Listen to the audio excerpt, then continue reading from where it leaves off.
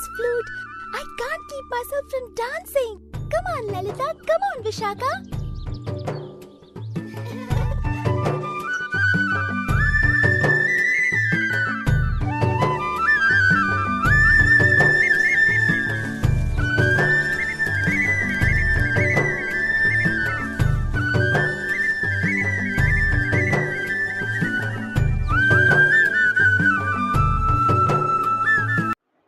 హరి ఓం. అఖిలాండ కోటి బ్రహ్మాండ నాయక ఆది మధ్యాంతరహిత హే శ్రీమన్నారాయణ, నీ పాదం సర్వదా మాకు శరణం. జ్ఞానం అనేవాళ్ళు ఏం బోధించాలంటే ఇది ఏముందో చెప్పి వదిలేసేయడం కాదు, మార్పు వచ్చేలాగా చెప్పాలి. ఎవరు మారాలి? ఎవరైతే వ్యక్తులను పీడిస్తున్నారో ఒక సమాజంలో సామాజికులు ఎవడన్నా సరే అటువంటి వాడు మారేటట్టుగా చెప్పాలి. మార్పు అనేది వచ్చేటట్టుగా చెప్పగలిగినప్పుడే అదే పరిపూర్ణమైన జ్ఞానం అవుతుంది. ఎవరు పరిపూర్ణమైన జ్ఞానవేత్తలు అంటే పరమాత్మను ఆదర్శంగా తీసుకున్నవారు. ఎటువంటి పొరపాటు లేకుండా సత్యం వైపు ఏముందో దాన్ని చెప్పగలిగే వాళ్ళే జ్ఞానం. అమ్మ, జ్ఞానం ఎలా ఉండాలి అంటే సామాన్యులు సైతం సంతోషంగా ఉండగలిగే మార్పు తెచ్చే విధంగా ఉండాలి.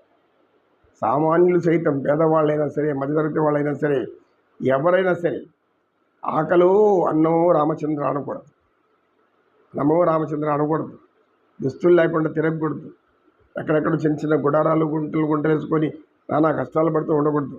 ఇలా లేకుండా చూడగలిగిన వాడే నిజమైనటువంటి ప్రభువు అని చెప్పగలిగే జ్ఞానం, ప్రభువుకి చెప్పగలిగే జ్ఞానం జ్ఞానులకు కావాలి.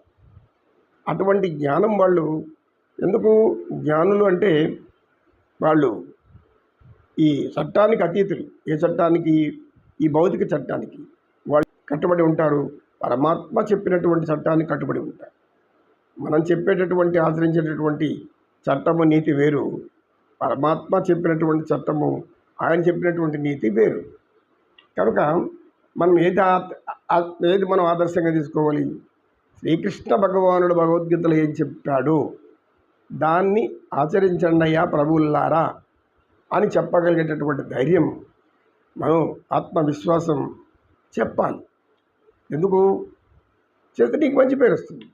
అయ్యా రాజా ముందు అమైతగా పరిపాలించారు రాజులు, చక్రవర్తులు అందరూ కూడా భారతదేశాన్ని. అందరూ అలా పరిపాలించారు, అనేక మంది, ఏ కొద్ది మంది ఏ రాక్షసులు తప్పితే. అటువంటి పేరు తెచ్చుకో, మంచి పేరు తెచ్చుకో. ఎవరికి బాధ అంటున్నావో వాళ్ళు చూసు, బాధ తీర్చు. ఈరోజు చూస్తే మనం అనేక మాధ్యమాల్లో అనేక రోగాలతో అనేక మంది ఈ యొక్క సోషల్ మీడియాలో పెడుతున్నారు. సహాయం చేయండి, వీళ్ళని ఎంత ఈ వీడియోలు మీరు పోస్ట్ చేయండి, అది చేయండి, ఇచ్చేయండి అని మనం పెడుతూనే ఉన్నారు. అంటే ఇంతమంది రోగాలతో బాధపడుతూ, ఇంతమంది అనేక ఆరోగ్య సమస్యతో బాధపడుతూ ఇంతమంది ఉన్నారా అనే ఆలోచన కూడా పరిపాలకులకు ఎందుకు రాదు అని అర్థం కాదు.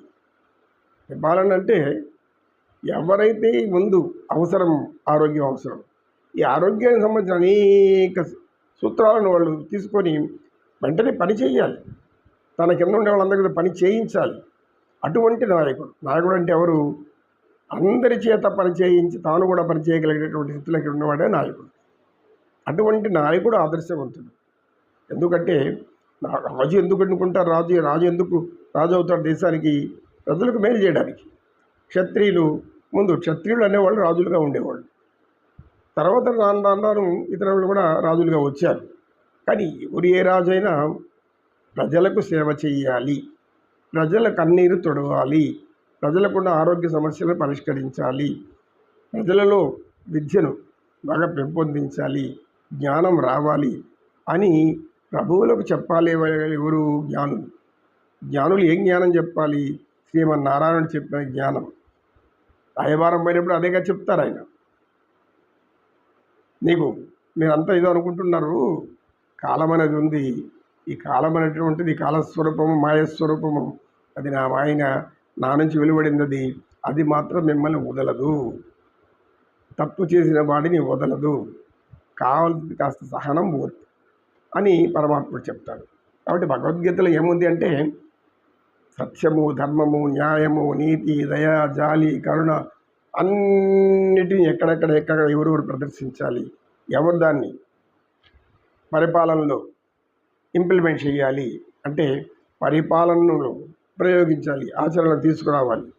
పరిపాలనలోకి ఆచరణ తీసుకురావాలి. ప్రజలు సుఖశాంతిలో ఉండేట్టుగా చూడాలి వీలైనంత వరకు. మంది పేద దేశమో పేదరిక దేశమో కాదు, ఇప్పుడు బాగా అభివృద్ధి చెందిన దేశం స్థాయిలోకి వెళ్ళిపోతుంది. కనుక సొంత స్వార్థము స్వలాభం అని వదిలిపెడితే అందరినీ సంతోషంగా చూడవచ్చు. ఇదే జ్ఞానం. ఈ జ్ఞానం బోధించగలిగేటటువంటి వాళ్ళే జ్ఞానులు అని అంటాడు స్వామి వివేకానంద. వివేకానంద స్వామి ఏం చెప్తారు? జ్ఞానయోగం చెప్పేటప్పుడు ఆయన జ్ఞానం ప్రజల బాగు కోసం, జ్ఞానం ప్రజల సుఖశాంతుల కోసం, జ్ఞానం సకల ప్రజలు వివక్షత లేకుండా ఆనందంగా జీవించడం కోసం. ఇది జ్ఞానయోగం. కర్మయోగం అది ఆ కర్మయోగం చెప్పేది కూడా అదే. ఏ యోగాలు చెప్పినా కూడా, ఎంత జ్ఞానం చెప్పినా అడుగు వర్గాల నుంచి, ఎవరైతే కూలీనాలి చేసుకొని బతుకుతున్నారో అక్కడ నుంచి వాళ్ళకు తగిన ఏర్పాట్లు, ఉపాధి ఇవన్నీ కల్పించుకుంటూ పోయేవాడే నిజమైన ప్రభువు, నిజమైనటువంటి దైవాంశ సంభూతులు. అటువంటి వాళ్ళని దైవాంశ సంభూతులు అంటారు. నమో కృష్ణ నమో కృష్ణ ఇష్టం వందే జగద్గురుం. దైవాంశ సంభూతులుగా ఉంటారో, లేక ఈ కంసుడికి నరకాసుడి లాంటి వాళ్ళకి వారసులుగా ఉంటారు. అది ఎవరు తెలుసుకోవాలి? రాజు తెలుసుకోవాలి. పరిపాలించే రాజు తెలుసుకోవాలి. రాజు తెలుసుకుంటే ఆనందం, కీర్తి నిలిచిపోతుంది చిరకాలం.